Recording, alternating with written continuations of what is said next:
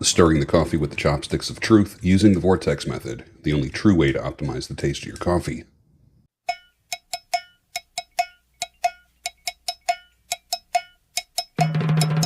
At the molecular level, good morning, welcome to the Daybreak Show. I am the Sultan. We'll get started, but first, coffee. This is Trader Joe's coffee called Joe, made in a French press.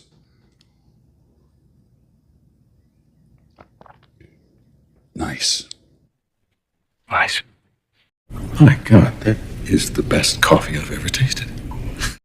And it's a good Friday morning, a classic in the dark Daybreak Show, 5 a.m. The sky is just starting to get light. It's trash day for me, which means as soon as I'm done with the show, I have to take all the trash out and then bring the can out to the curb, and I go and cut hair for the day. Quick shout out to Chuck Mangione, trumpet player. Man, used to love his stuff in the 70s. Hulk Hogan, Malcolm Jamal Warner, and Ozzy Osbourne passed away this week. Names that a lot of people know, but there's a lot of people that passed away that we don't know that are unsung heroes. And love and support to the families of those unsung heroes. Bro, I know you say that you want a Proverbs 31 woman. If you remember my teaching from Church of the Total Man, you know what a Proverbs 31 woman is. If you don't, look up Church of the Total Man, Proverbs 31. But you're drooling all over this girl who thinks that Jesus is a myth and brunch and walking dogs is her religion. You're not going to missionary date her into the kingdom. It's not going to happen. She'll drag you out of church and away from your faith faster than you can say unequally yoked. Wake the fuck up. Stop thinking with your hormones and start guarding your heart. Wake the fuck up.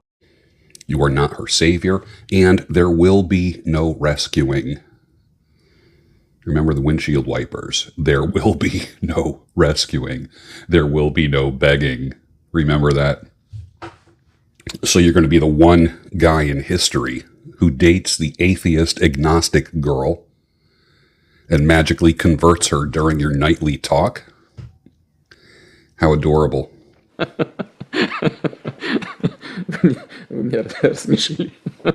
me know how that works out when she's mocking your prayer life and why you get up early on Sunday mornings, and then she's suggesting Reiki for your anxiety, but maybe she'll come to the Easter service once a year because they have mimosas there. Stay delusional, missionary boy. All I have to say is this: keep calm and break up with her. Well, a couple years ago, we heard the phrase custody of the eyes, and Jenny Hayworth shared that with us back when I had her on the channel a few times, talking about her husband. You guys know the series of interviews I did with Jenny Hayworth, correct? You know that? A woman reached out to me out of the blue. I didn't know her. She's a wife and a mother of many children, and she's probably 44 now. I think she's 40. She was 42, if I'm not mistaken. Nice gal, pretty gal from Chicago. And she was diagnosed with cancer. And she was concerned about what was going to happen to her husband, if he's going to date, if he'll remarry, if she passes away. So she reached out to me with some questions, and I answered, and then we spoke on the phone. I had her on the show. We became friends. And some of the most powerful videos I've ever done, ever. Absolutely ever. You want to look them up if you're new. But some of you remember Jenny Hayworth. She was the one who shared the phrase custody of the eyes with me. It's an old phrase often used in religious and traditional moral teachings, Christian teachings, to discipline where your eyes look in order to avoid lust, distraction, envy, or judgment. It's about self-control and respect, not just avoiding staring at a woman's body, but also training yourself not to be a slave to visual impulses, billboards, screens, temptation, comparison, and even vanity. It's the opposite of being reactive or driven by every image or a woman that grabs your attention in practical terms. It means not ogling others, staring out of lust or envy, or wishing that maybe you could meet that person, not letting your gaze wander inappropriately, not feeding jealousy by comparing what others have, and not obsessing over screens or distractions. Having custody of your eyes, being in control of your eyes, which might lead to having custody of your hands, custody of your mouth, custody of your body, custody of your private parts. In other words, you tell them where to go rather than them telling you where to go. An interesting, very interesting concept, isn't it?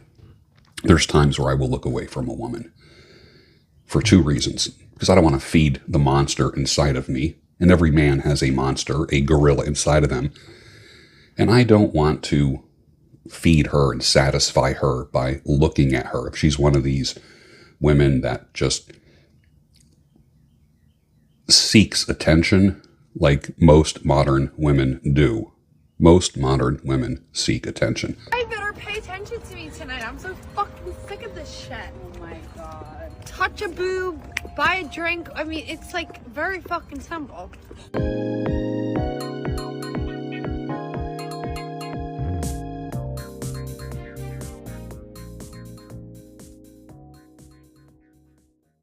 It's not limited by age. There are women my age still seeking attention. They want eyeballs on them. And when it doesn't happen, like the short video that I released earlier this week where that woman was saying, the orange dress woman, who some of you said, oh, she's a 6 at best. Get the heck out of here, dude. That woman was like an 8 or 9. She's beautiful. Great smile, great body. The attitude, okay? The hardware looked good. The software and operating system, not so much. But it doesn't matter the age. That woman was mad because nobody was paying attention to her, which is a woman's currency, attention, especially if a woman's in business or sales. They want attention, and that's okay. You know, men and women sell, and they operate in the workplace under different operating systems. Substitution, mass confusion, clouds inside your head will fog in all my energies until you visited. With your eyes of porcelain and of blue, they shock me into sense. You think you're so illustrious, you call yourself intense. The Cars, 1978. Great song. I remember some of the stuff that we went through several years ago with the whole COVID hoax and, of course, the vaccine hoax and all that power trip. You know, it wasn't about viruses. It was about compliance. You know that, right? That the vaccine was not created for COVID. COVID was created for the vaccine. Think on that for a second. And I said, never forget this bullshit. So one fella who follows me says, hate and resentment, not letting go, are like poison, a poison you consume yourself with and expect at the same time your opponent to die from. Let go of the past. It's okay to not forget, but it will hurt even more if you're unwilling to forgive. Bro, there's no forgiving and there's no forgetting. And my response to him was, you sound vaccinated. I don't give a fuck. I can't tell you how little fucks I possibly give. The tables have turned. I was patient. Now it's my turn. Now it's my turn. You made us put on masks, used hand sanitizer. You made us get checked. You had us jumping through hoops. Single file, 6-foot social distancing and all that nonsense. Now it's my turn to bust your balls. And no one's connecting the dots except those who didn't get the jab. Pretty interesting, right? And if you did get it, just find out a protocol to start to heal yourself from what they put in your body. Don't be ignorant. Don't be arrogant. Just do it. Cesar Romero, Hollywood actor, Latin lover, some of you heard me say this, a rare combination of baggy pant comedian and gentleman's gentleman who would kiss your hand, put his arm around you, and made you feel like a delicate orchid, the Hollywood ladies would say. He reinvented himself as the Joker on Batman in 1966 when he was 58 years old. He brought a lot of energy to the role, if you remember the Joker on Batman. Adam West, who played Batman, said, I don't know how he did it. It's not like he was 22 years old. Interesting, right? 58-year-old guy with the energy of a 22-year-old. How did he do it? I think it'd be interesting to study his life. Well, I've got great news. She said yes. Can we bow our heads and have a moment of silence for every man who ever tried turning a hoe into a housewife? There. Anyone else try that? I think I've tried it twice in my lifetime. Doesn't work too well, does it? Man, this coffee is good today. Holy cow. I mean, some days it just hits the spot. Very nice. It's starting to get light out. The ball of fire is not rising on the horizon yet, but the sky is getting a little bit brighter. I'm facing east. I'm 4 miles outside of Philadelphia, and I'd say in about another, what time is it now? Okay, probably in another hour or so, that fireball is going to be right in front of me, and I won't even be able to, I would need sunglasses. I'm facing the east right now. It's beautiful. It's very nice out this morning. Bro, the more you tell a woman no, the easier it gets. Set boundaries, because you're going to be shit tested probably 3 to 5 times a day. If you're a normal guy just operating in life, 3 to 5 times a day, the world will shit test you. Your woman or women will shit test you constantly. Every no that you tell is a rep in the gym of masculine boundaries. The first one feels the hardest. The 10th one feels natural. The 100th one, it's automatic. You stop negotiating, you stop explaining, you just say no, and then let your silence do the rest. Set boundaries for yourself. You don't have to explain yourself.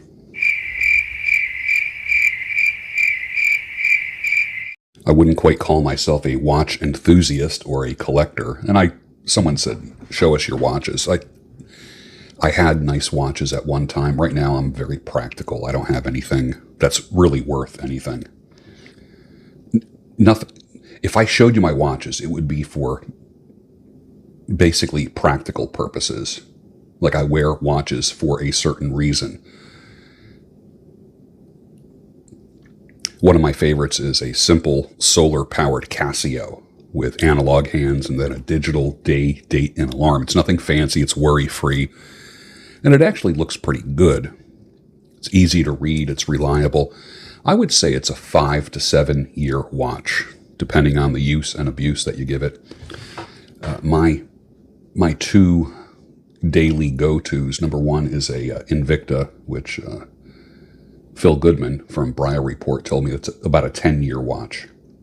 First time I ever heard that phrase, like a 10-year watch or, a lifetime watch, that type of thing. But the Invicta that I have, I don't know when I told him.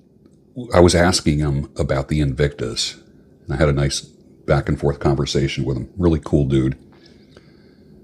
And I'm probably 5 or 6 years into it now, and it's beautiful. It's automatic, and it runs about 24 to 30 hours on a full winding. If you don't wear it for a day, then you got to set it again. About a day, not quite a day and a half. But if you wear it daily, you never have to wind it, and it keeps great time. I have an Invicta Pro Diver that I really like. I took the stainless steel band off of it and put a buffalo leather band on it, black band, and it looks great. Looks fantastic. And I abuse that thing bad. Today I cut hair. When I go to cut hair, I usually wear my Citizen Eco Drive, which is a big black face, black leather band. Again, never wind it. Solar powered, just like the Casio here, solar powered. And the less I have to fiddle around with things, the better. So I like automatic. I like solar. I only have 1 or 2 battery watch. Actually, here's one of the watches that I have. Oh, I have it in. I'm changing out one of the links on it. This is a Armatron, which has, talk about a 10-year watch. That watch is maybe 20 years old. I replace the battery every couple of years. And stainless steel. Fantastic. Abuse, man, I put that through so much. Great watch. I like it. Some people are watch snobs. I happen to like Omega watches. And I don't know if you like Omega, like, you know, the higher end, the Patek Philippe, the Tag, which are good brands. Omega, Rolex. Everybody knows Rolex though, right? It's a cash flowing watch. It's an appreciating asset. Like, for instance, when it comes to watches, if I was going to get a Rolex, I would get a gold Rolex, because gold appreciates in price. If you're going to spend money on something, let it make you money. Let it appreciate rather than depreciate. Everything depreciates. Everything depreciates. Electronics.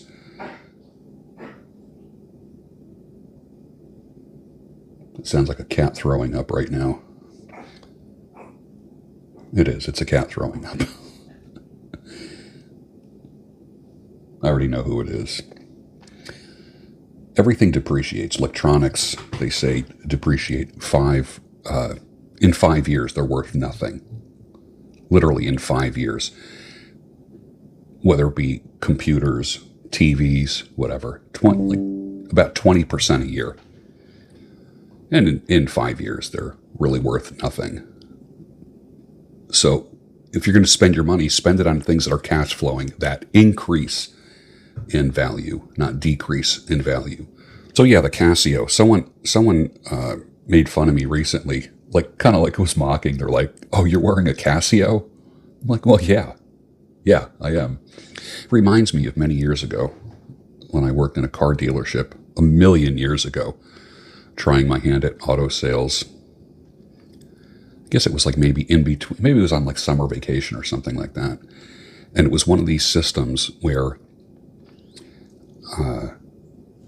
they didn't have it wasn't like your turn. If someone walked in, it's like, now it's your turn, now you go and greet the customer. It was like basically a free-for-all. And a guy walked in, I can still remember the guy, a plaid, ragged shirt, a pair of like, not quite white, like off-white khakis, and sneakers, canvas sneakers that were worn. He was an older guy. He came in and he wanted an F-150 King Rancher. And at the time, I don't even know if they make the King Rancher anymore. This was a Ford dealership. And they had a dark brown. I'm not sure if they're making the dark brown. You know, certain years they make certain colors. Like, you haven't seen a lot of brown cars recently. Or purple cars, right? Now I guess a lot of cars have like this milky cappuccino kind of color, like that cappuccino brown or this milky gray. I'm seeing a lot of colors like that. To me, they look like primer. It just looks like primer. Looks like they forgot to paint the car and just primed it. But anyways, excuse me, as they say, I digress. This guy wanted an F-150 King Rancher. Okay, has a crew cab, full 8-foot bed, beautiful brown leather, stitched, it had the logo embroidered on the seats, totally pimped out, brand new, beautiful. I can still see the vehicle. It was actually in the showroom, and that's what he wanted. After the guy made it very clear that that was the truck that he wanted, and nobody jumped up to help this guy. Let me just preface by saying this. Nobody jumped up to help the guy because he didn't look like he was going to buy a truck. He didn't look like he looked like just a tire kicker. Looked like someone who would just kind of waste your time. Looked like that. And he said, this is the truck that I want. I want to get this. And the salesman's cubicle was right next to mine. I was kind of like eavesdropping on the conversation. And the guy was sitting down in the other salesman's cubicle. And the guy said, okay, That's great. You're choosing a great truck that's top of the line. And it was beautiful too. Ford F-150 King Rancher. Stunning. I'm sure it was a F-150. I don't think it was a Super Duty 250. I don't think. I'll never forget the salesman saying, "How do you intend to finance this?" The guy, because car salesman, and those of you that sell cars, you know that money is also made in the loan process. This was a top of the line truck. The guy said, "I'm paying cash today." Literally. And I forget how much it was. How much was a Ford F-150 King Rancher 30 years ago? How much was that? I don't know. Was it maybe 40,000? Like right now, 40,000 doesn't seem like a lot for a truck. The guy pulled $40,000 out of his pocket. He didn't look like he could come in and pay cash for a truck. And it's interesting. There's a culture that likes to flex right now. There's always been that, but it's never been more prevalent than now. Like, I don't want anyone to know how much money I have. I don't want anyone to know, like, what my investments are. I drive a 20-year-old truck, and I'm perfectly okay with it. I wear Casio watches. The flexes that people do, especially men, the flexes are amazing because young men, bragging about the watch that you wear, the kind of vehicles that you drive, and I know those guys will say, well, that's because you don't have one. All right, whatever. I guess if you're a collector of vehicles, that's one thing. But I'm not talking about being a collector of vehicles or a collector of watches. I'm talking about the whole bragging about stuff that you have as if that elevates your status. Judge men the same way you judge women, based upon the software and the operating system, not the hardware, not what they own, not by their toys, their jets, their power vehicle, what are the muscle cars and the high performance vehicles. Judge men the same way. Judge men the same way. There's a lot of guys that are pretty popular all over the web. Okay, the hardware looks good. Their toys look good, but their operating system is complete shit. Pain is the only thing that will make a Christian simp change. Christian men, the Christ pill guys, I should say Christ pill, not Christian guys. The Christ pill guys hate the red pill message until they need it to survive. And most of what they hate is the messenger, not the message. Most red pill ambassadors are some of the most unlikable, snarky, condescending man-child fuckers that need a wake-up call. And many of them will eventually get it. Believe me, it does eventually happen. But don't kill the message because you don't like the messenger. So he choked her, pulled her hair, cheated on her, he tattooed her name wrong on his body. You brought flowers, you paid for everything, you took her to dinner, you prayed for her. But guess who she's still texting at 1 a.m.? The guy that ragdolled her around her bedroom. Bro, you are not her man, you are her reset button. You are her ATM, her retirement plan. She doesn't love you, she loves your lifestyle. But she's not cheating with a guy like you, she's cheating with a bad boy who pushed her boundaries. And she can't get him out of her head. But you think you can save her. Remember the windshield wipers. There will be no rescuing women at all. And for you that are going through a breakup right now and or divorce, she didn't ruin your life. She basically exposed what you were ignoring. She held up a mirror. So you don't need closure, my brother. You need a mission. I've been telling you for years now, be married to your mission, and then you invite people in to join you. But a woman is never your mission. But isn't it weird how we get obsessed with people?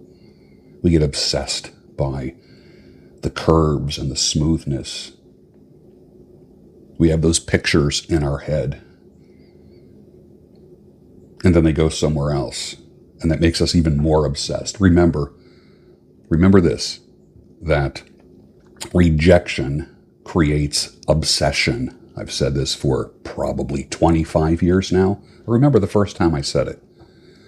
Rejection creates obsession. Why is it you always want the one that you can't have, the one that's just out of reach? Am I right? This is why you don't need closure. You need a mission. To the bearded guys out there, stop shaping your beard into a cheese wedge. Let it be full and free and sharp, but stop it with the cheese wedge stuff. What do I mean by cheese wedge? Your beard is meant to grow downward, not outward. It's better to have a long beard versus a wide beard, although when the wide beard gets long enough, the weight does kind of bring it down. But when you look at the side beard of some beards, and I blame this on the urban culture, they created these beards that don't rest on the chest. When your beard is full, it should be coming down your neck and resting on your chest, not kind of like pointing out like a cheese wedge. When I look at your side beard needs to be full. And when guys create that cheese wedge kind of thing, also known as a Philly beard, I even hate the phrase Philly beard. Philly's one big giant fucking ghetto. All right, so I just call it a ghetto beard. But what happens is when you look at their side beard, it's very weak looking. When you cut the under beard, you know how like if you've had a dog like a golden retriever, they have an undercoat. Okay, they have that top coat, but then they have an undercoat, and you know there's certain like little rakes and combs and brushes to actually strip the undercoat. When you look at a side beard that has the underbeard taken off of it, removed, and turned into a cheese wedge, it just looks like a very weak beard. That's why the side view of a beard should be full and substantial. It adds to your face, not takes away from your face.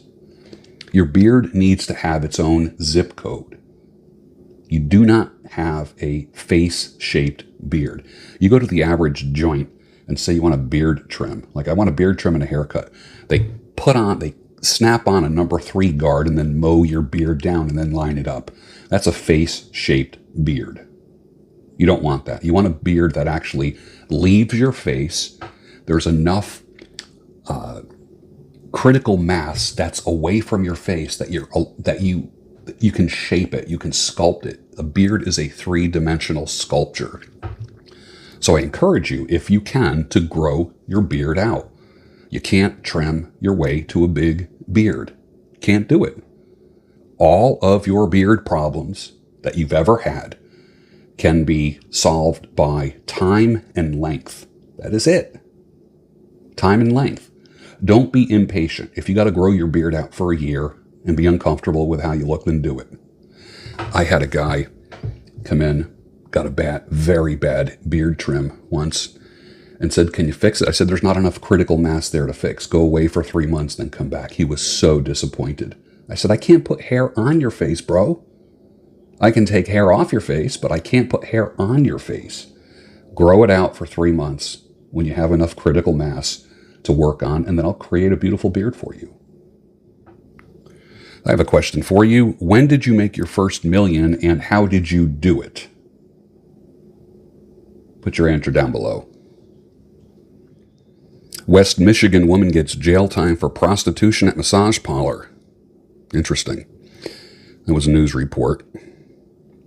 Channel 13. My reply is, well, then every woman on Tinder and OnlyFans and every dating site should get the same, because they're all getting paid for sex. Every man pays for sex. You hear me? Every man pays for sex. Married, single, whatever. You all pay. You all pay. Somehow, some way. Some pay cash. Some pay with a house, with cars, with a lifestyle. But all pay for sex. It is a transaction. Is it a cynical view? Sure, of course. But it's also the truth. And guess what happens with the truth? The truth always offends before it heals. I love this phrase by Stefan Molyneux. who's been a friend for many years. This is how it used to work before welfare. If a woman slept with 20 guys, she couldn't marry a guy making $200K a year and had to settle for a guy making $40K. Over 40 years, she loses $6.4 million. So each of the 20 men she slept with cost her $320,000. So she kept her legs shut. He pushes it, right? He always pushes it. But tell me where he's wrong. I'll wait. Well, you failed the test and you did the COVID shuffle, the vaccine shuffle. Now get ready for the climate change shuffle. Who's going to be the first ones to start bowing down to the climate change weirdos? Women, weak men, Democrats, most immigrants, college students, and politicians. Two things are at work here with the climate change shuffle: the transfer of wealth and depopulation. Trust me on that one. It's funny, the derangement is just so widespread. The derangement in general. It's no longer just Trump derangement syndrome. It's just derangement in general. Societal derangement's got women saying, I believe in vaccines and climate change on their dating profiles. They are all fucking crazy. Most of them. And I'll leave you with this on this Friday morning. If you have a business or side hustle that you want to scale, consider joining a mastermind group. I belong to a mastermind group. I will be going to it next week. I go once a month. And I'll give you some reasons why you need to join a mastermind group. Number one, you are the smartest guy in your circle, and that's your problem. A mastermind gets you around killers, not clingers. You want edgy people. You want to be around people that actually challenge you. Number two, accountability turns goals into deadlines. There's no more someday I'll do this, one of these days I'll do that. A mastermind group will help kill your procrastination. Number three, you can borrow brilliance. One idea from the right person, leveraged correctly, can 10x your income or shave years off your learning curve. Number four, you will finally hear the truth, not flattery, not sugar-coated feedback, kind of straight talk, the iron sharpening iron kind of talk. Number five, you can't read the label from inside the jar. I love that phrase. Others can see your blind spots. Masterminds can turn your blind spots into a breakthrough. Number six, isolation is the enemy of growth. Lone wolves starve. Packs of wolves hunt and eat. A mastermind group is joining a pack. Number seven, you'll stop being the bottleneck. Smart friends and smart peers force you to systematize, delegate, and scale. They don't let you get away with things. For instance, I will be attending a mastermind next week. It's the one that I've belonged to for the past about 2 years, 2.5 years. And people will ask me about what I talked about last month. And they're going to keep me accountable to the things that I said I was going to do in the past month. Who else does that in your life? A mastermind group can do that. Number eight, your network becomes your net worth. Connections inside that room lead to opportunities outside the room. Every point here is super important. You should be writing these things down. Number nine, it's a shortcut to confidence. When savages back your plan, hesitation dies. When you got a team of men around you that are making sure that you reach your goals, and you're reciprocating, you are helping them reach their goals. Let me say that again. When savages have your back, all of your hesitation and procrastination dies. Number 10, a mastermind group will help you think bigger. Masterminds destroy your limiting beliefs. You need to join a mastermind group. The one I go to is not virtual. It's in person. It's once a month. It's a different vibe than virtual Zoom groups. I've sat at the table with many businesses, I've sat at the table with many business and marketing legends, and each one has challenged me, pushed me a bit further than I would ever go by myself. Find a mastermind group, join a mastermind group, get wealthy, get jacked, stacked, and biohacked. And with that, finish your coffee, and I'll see you on the next Daybreak Show, the only home of sanity, clarity, and reason. Me so horny. I love you long time. Fucking quiz! A bullshit? You can have someone come into your life, but they're not the reason for your life. When I started in speaking in, 1974, the traditional advice was don't talk about sex, politics, or religion. And even then, I said, well, what the hell else is there to talk about? I mean, we've just described everything everybody's interested in and everything everybody's involved in. I mean, at least 50% of the reasons why people buy everything has to do with sex. Some either not getting it or thinking this will help you get it. I mean, that's why guys take out the trash. I mean, well, I'm serious. Go to any apartment of any single guy and take a look around. It ain't like he's taking the trash out every week, you know? But so he takes the trash out every Friday at home. Why? There's only one reason. And it ain't that he objects to having trash. He'd just have 5 trash cans in there. He wouldn't have, I mean, downstairs in my personal space in my office, that's been my solution. I don't want to empty the wastebasket every 3 days. I got 8 wastebaskets. You know, when I was single, the first thing I did when I was newly single is I went over to JCPenney and I bought 365 pair of underwear.